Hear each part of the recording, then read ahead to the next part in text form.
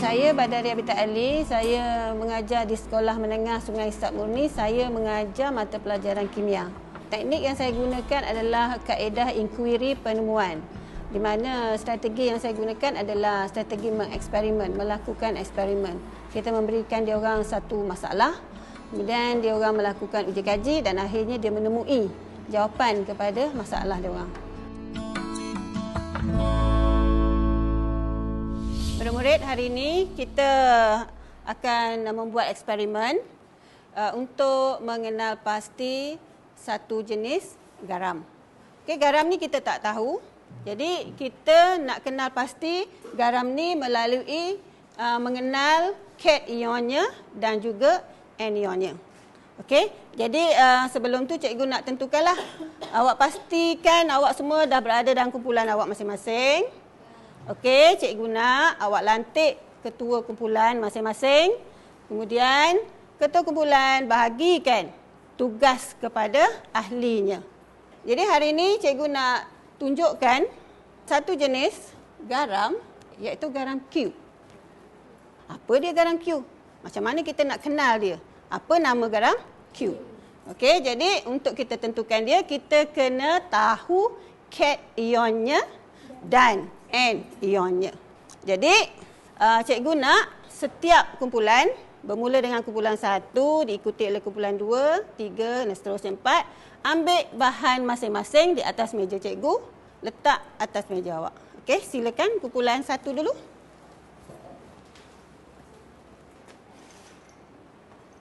Okey, kumpulan 2. Kumpulan 3, sambung. Kumpulan 4. Okay, saya menggunakan aspek SKPM 4.7, iaitu saya menggunakan sumber pendidikan. Di mana saya menggunakan sumber pendidikan ini supaya saya dapat menarik pelajar berminat untuk melakukan dan mempelajari mata pelajaran kimia. Okey, semua dah ada Okey, cikgu nak awak tengok dalam bekas yang awak ambil tadi tu. Dalam bekas tu ada garam Q. Keluarkan. Biar kawan-kawan tengok sama Pegang, rasa warna apa. Garam itu yang kita akan gunakan untuk buat uji kaji. Untuk mengenal pasti apa tadi? Cation dan juga anion-nya. Sebelum kita mulakan eksperimen, cikgu nak ingatkan jugalah tentang sedikit tentang keselamatan dalam makmal. Okey, pertama sekali jangan awak bermain-main dalam makmal. Sebab kita melibatkan bahan kimia dan bahan kimia ni kalau agak berbahayalah kepada kita. Okey, jadi itu yang penting sekali. Okey sebelum tu cikgu nak tanya semua dah cukup. Kita akan buat eksperimen. Cikgu nak tanya lagi sekali. Sebelah sini kedua-duanya adalah untuk menguji cation, betul? Betul. Sebelah sana untuk menguji anion. Okey, jadi lepas ni cikgu nak awak buatlah eksperimen itu. Okey, sebelum itu ambil lembaran kerja di depan. Kumpulan 1 dulu. Okey, kumpulan 1, kumpulan 2, kumpulan 3 dan kumpulan 4. Okey Jadi di situ ada 2 uji kaji yang hendak dibuat, iaitu ujian kimia 1 menentukan cation di sebelah kanan cikgu dan menguji anion di sebelah kiri cikgu. Okey, kita akan menggunakan kaedah station. Okey, apabila kita menggunakan kaedah station, bermakna apabila awak selesai melakukan eksperimen di sini, contohnya kumpulan 1 dah selesai menjalankan eksperimen cation awak akan bertukar kepada meja di sini, iaitu melakukan pula ujian untuk menentukan anion.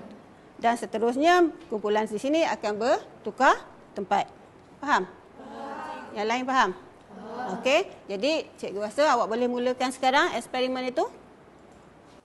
Farah, kalau kita buat eksperimen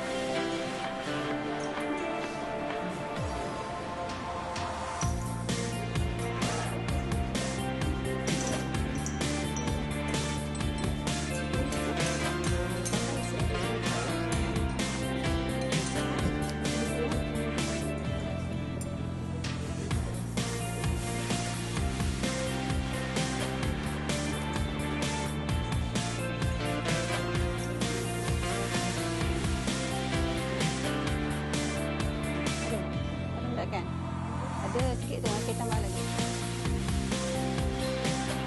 Apa jadi?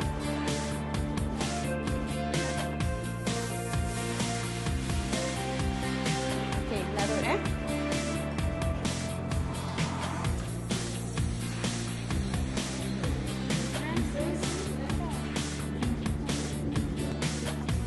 Okey, bilas. Bilas buang sini, ingat macam mana cikgu ajar. Inilah. Kan?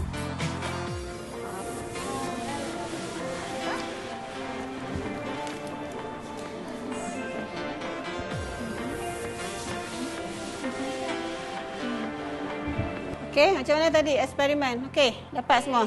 Okey ya. Sekarang kita nak pergi kepada eksperimen yang kedua. Okey, jadi kumpulan 1 akan bergerak ke kumpulan 2 dan kumpulan 2 akan bergerak ke kumpulan 1. Seterusnya kumpulan 3 bergerak ke kumpulan 4, 4 pergi ke kumpulan 3 dan awak buat eksperimen apa yang ada dekat atas meja masing-masing. Okey? Okey, bergerak sekarang.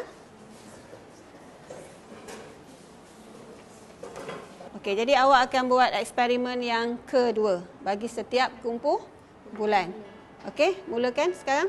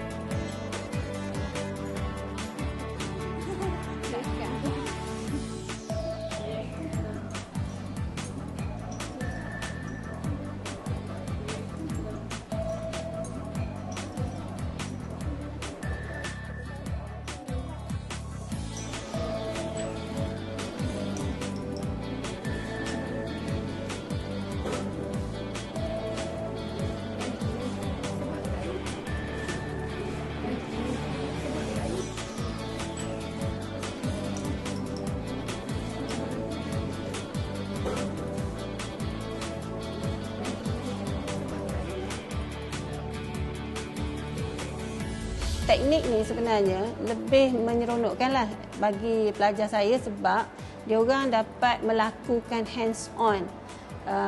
Apa benda yang dia nak buat, dia dapat cari jawapan sendiri. Lepas tu kesimpulannya kita bimbinglah untuk mendapatkan dia punya jawapan tu. Okey, semua dah siap dah? Okey, balik ke tempat masing-masing sekarang.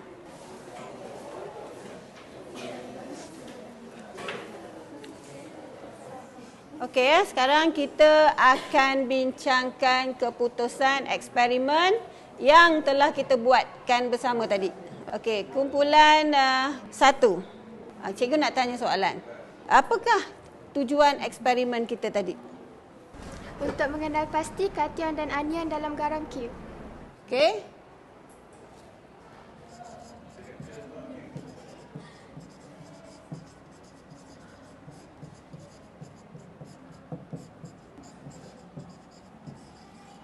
Okey, betul kumpulan 3. Ini yang tujuan yang kita buat tadi ni. Betul. Jadi tujuan kita adalah untuk mengenal pasti cation dan anion. Okey, cikgu nak tanya juga. Siapa tahu maksud cation?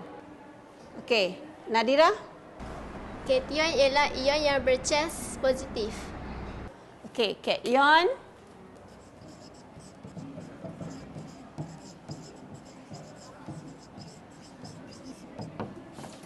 okey, seterusnya. Anion pula, siapa tahu? Wah, ramainya. Okey, Faizah. Anion yang bercas negatif. Ion yang bercas negatif.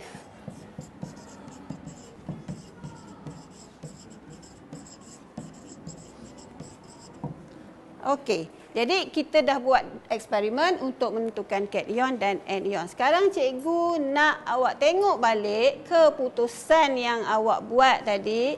Kemudian tengok juga carta alih yang cikgu beri untuk menentukan cation dan anion. Okey, awak bandingkan dua tu. Kemudian cikgu nak awak kenal pasti apakah cation dalam Q dan apakah anion dalam Q. Okey, tengok kertas tu. Yang pertama sekali, semasa awak meletakkan larutan natron hidroksida ke dalam larutan Q. Ya. Apa berlaku pada larutan Q? Okey, siapa nak jawab? Farah. Jawapan dia mendakan putih terbentuk. Okey, apabila awak letakkan setitis atau 2 titis natron hidroksida, awak akan dapati mendakan putih terbentuk. Okey, seterusnya, apa inference dia?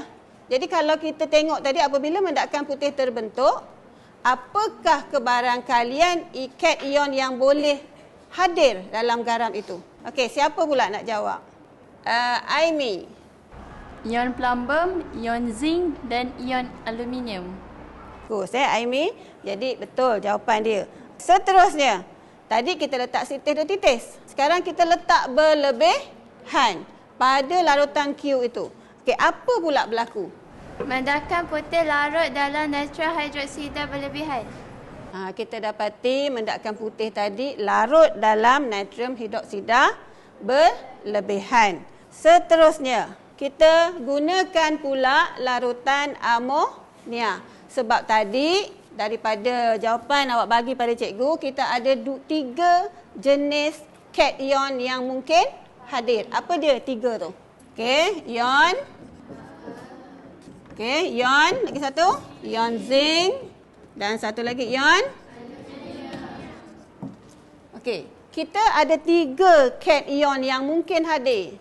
Tapi kita nak kenal pasti garam Q, kita kena tahu satu saja. Jadi kita lakukan ujian yang kedua, iaitu kita menggunakan larutan amonia untuk mengesahkan kehadiran cation ni, cation apa. Jadi kita tengok yang kedua tadi, semasa awak menggunakan larutan amonia. Okey, awak letakkan sedikit, lepas tu apa berlaku? Siapa nak jawab? Siapa nak jawab bila awak letak setitis 2 titis larutan amonia tadi? Apa berlaku? Okey, Faiza. Mendakan putih terbentuk. Mendakan putih terbentuk. Okey. Lepas tu kita letak berlebihan. Mustaqim tak nak jawab. Apa jadi kalau kita letak berlebihan? Mendakan putih terbentuk dalam asid hidroklorik cair dan larutan barium klorida. Kita baru pergi kepada cation. Okey, kita baru berada di cation. Tersilap. Mendakan putih terlarut dalam larutan amonia berlebihan. Berlebihan. Okey, jadi apabila kita letak larutan amonia berlebihan, kita dapati mendakan putih larut dalam larutan amonia berlebihan. Okey, jadi berdasarkan carta alih tu, sekarang kita dah tahu, kita dah gunakan natron dioksida, kita dah gunakan amonia. Okey, apa dia ion yang hadir sekarang? Tadi ada 3, sekarang kita nak jadikan satu je. Okey, Syikin.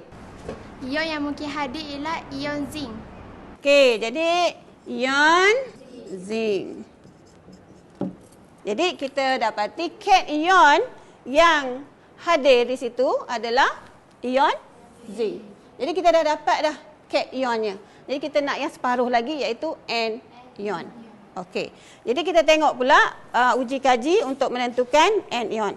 Okey ya. Jadi untuk laporan seterusnya, cikgu nak awak isi apa yang telah awak buat tadi dan hantar kepada cikgu minggu hadapan. Ketua kumpulan 1 dulu. Ketua kumpulan 2. Ketua kumpulan 3 dan ketua kumpulan 4 mari sini.